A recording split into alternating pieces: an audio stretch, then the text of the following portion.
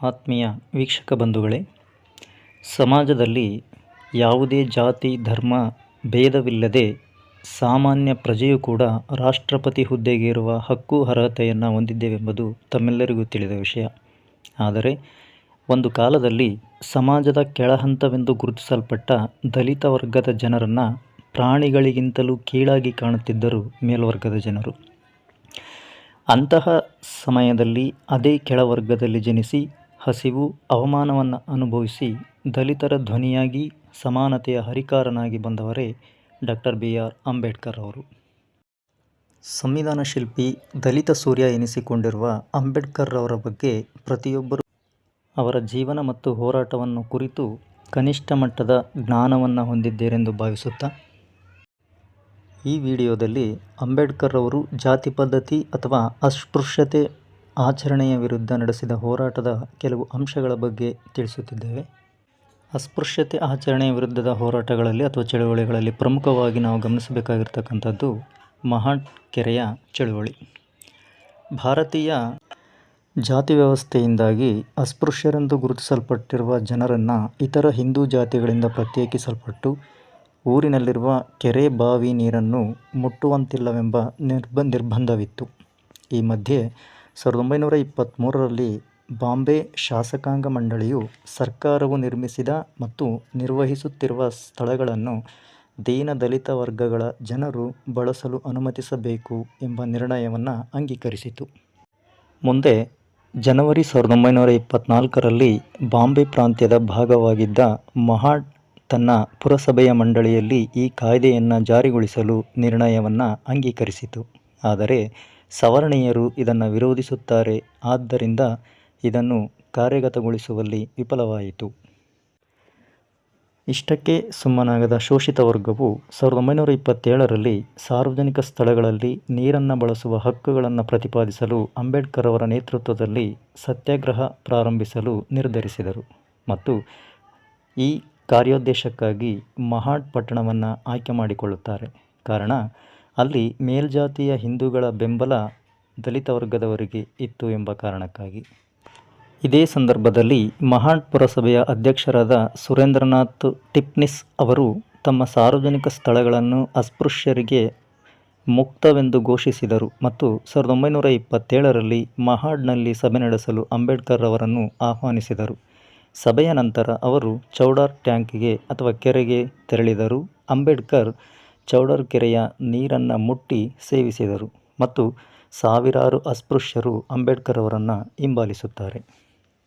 ಇದೇ ಸಂದರ್ಭದಲ್ಲಿ ದಲಿತ ಮಹಿಳೆಯರನ್ನು ಉದ್ದೇಶಿಸಿ ಅಂಬೇಡ್ಕರ್ ಅವರು ಒಂದು ಮಹತ್ವದ ಹೇಳಿಕೆಯನ್ನು ನೀಡುತ್ತಾರೆ. ಅದೇನಪ್ಪ ಅಂದರೆ, ಅಸ್ಪೃಶ್ಯತೆಯನ್ನು ಗುರುತಿಸಬಹುದಾದ ಗುರುತುಗಳನ್ನು ಒದಗಿಸುವ ಎಲ್ಲ ಹಳೆಯ ಪದ್ಧತಿಗಳನ್ನು ತ್ಯಜಿಸುವಂತೆ ಅವರಲ್ಲಿ ಕೇಳಿಕೊಳ್ಳುತ್ತಾರೆ. ಹಾಗೆಯೇ ಉನ್ನತ ಜಾತಿಯ ಮಹಿಳೆಯರಂತೆ ಸೀರೆಗಳನ್ನು ಧರಿಸುವಂತೆ ಕೇಳಿಕೊಳ್ಳುತ್ತಾರೆ. ಪ್ರಮುಖವಾಗಿ ಸೀರೆಯ ವಿಷಯವನ್ನು ಯಾಕೆ ಪ್ರಸ್ತಾಪ ಮಾಡ್ತಾರಪ್ಪ ಅಂದರೆ, ಇಲ್ಲಿ ದಲಿತ ಮಹಿಳೆಯರು ಈ ಹಿಂದೆ ಸಂಪೂರ್ಣವಾಗಿ ಮೈ ಮುಚ್ಚಿಕೊಳ್ಳುವಂತೆ ಸೀರೆಯನ್ನು ಉಡುವಂತಿರಲಿಲ್ಲ, ಅದು ನಿಷಿದ್ಧವಾಗಿತ್ತು. ಹಾಗಾಗಿ ಇಲ್ಲಿ ಅಂಬೇಡ್ಕರ್ ಅವರು ಆ ವಿಷಯವನ್ನು ಪ್ರಸ್ತಾಪ ಮಾಡುತ್ತಾರೆ.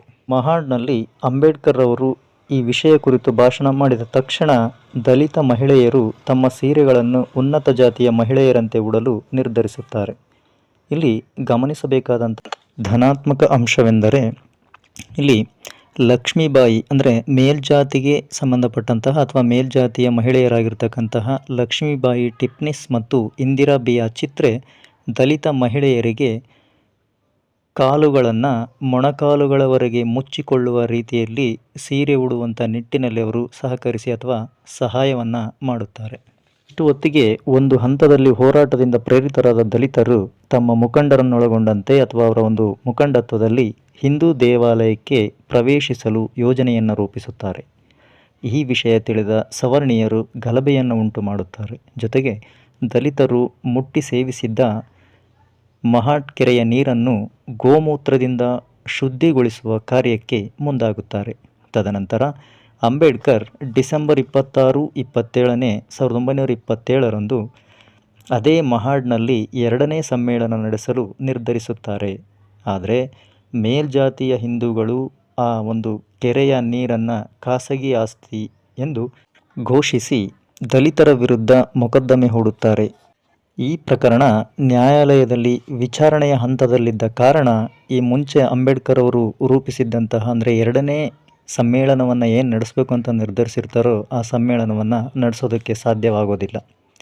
ನಂತರ ಡಿಸೆಂಬರ್ 25ರಂದು ಅಂಬೇಡ್ಕರ್ ಅವರ ಮಾರ್ಗದರ್ಶನದಲ್ಲಿ ಶಾಸ್ತ್ರಬದ್ಧ ಹಿಂದೂ ಕಾನೂನು ಪುಸ್ತಕವಾದ ಮನುಸ್ಮೃತಿಯನ್ನು ಸುಟ್ಟು ಹಾಕುತ್ತಾರೆ. ಡಿಸೆಂಬರ್ 1937ರಲ್ಲಿ ಬಾಂಬೆ ಹೈಕೋರ್ಟ್ ಅಸ್ಪೃಶ್ಯರಿಗೆ ಕೆರೆಯ ನೀರನ್ನು ಬಳಸುವ ಹಕ್ಕಿದೆ ಎಂದು ತೀರ್ಪು ನೀಡುತ್ತದೆ. ತದನಂತರ 1940ರ ಮಾರ್ಚ್ 19ರಂದು ಅಂಬೇಡ್ಕರ್ ಅವರು 14ನೇ ಮಹಾಡ್ ಸತ್ಯಾಗ್ರಹ ದಿನವನ್ನು ಸಬಲೀಕರಣ ದಿನ ಎಂದು ಸ್ಮರಿಸಲು ಮಹಾಡ್ನಲ್ಲಿ ಒಂದು ರ್ಯಾಲಿ ಮತ್ತು ಸಾರ್ವಜನಿಕ ಸಮ್ಮೇಳನವನ್ನು ಆಯೋಜಿಸುತ್ತಾರೆ. ಈ ದಿನದಂದು ಮಹಾಡ್ ಪುರಸಭೆಯ ಅಧ್ಯಕ್ಷರಾದ ಅಡ್ವಾ ವಿಷ್ಣು ನರಹರಿ ಖೋಡ್ಕೆ ಅವರು ಒಂದು ಸಮಾರಂಭವನ್ನು ಏರ್ಪಡಿಸಿ ಮಹಾಡ್ ಸತ್ಯಾಗ್ರಹ ಮತ್ತು ಮನುಸ್ಮೃತಿ ದಹನಗಳನ್ನೊಳಗೊಂಡಂತೆ ಹಲವಾರು ಚಳುವಳಿಗಳನ್ನು ಪರಿಗಣಿಸಿ ಅಂಬೇಡ್ಕರ್ ಅವರಿಗೆ ಗೌರವ ಪತ್ರವನ್ನು ನೀಡಿ ಗೌರವಿಸುತ್ತಾರೆ. ವಿಡಿಯೋ ಇಷ್ಟವಾದರೆ ಲೈಕ್ ಮಾಡಿ, ಶೇರ್ ಮಾಡಿ, ಜೊತೆಗೆ ತಮ್ಮ ಅನಿಸಿಕೆಯನ್ನು ತಿಳಿಸಿ ಎಂದು ಹೇಳುತ್ತಾ ಧನ್ಯವಾದಗಳು.